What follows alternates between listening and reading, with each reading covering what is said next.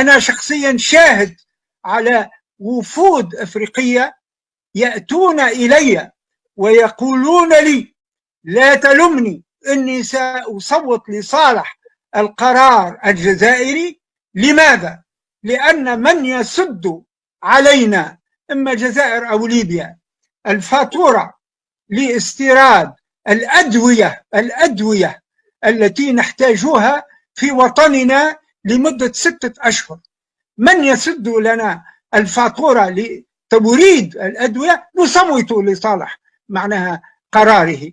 من يهدينا باخرة من النفط حتى يسد لنا حاجياتنا في الطاقة لمدة سنة نحن نصوت له، ولا تلم علي في ذلك.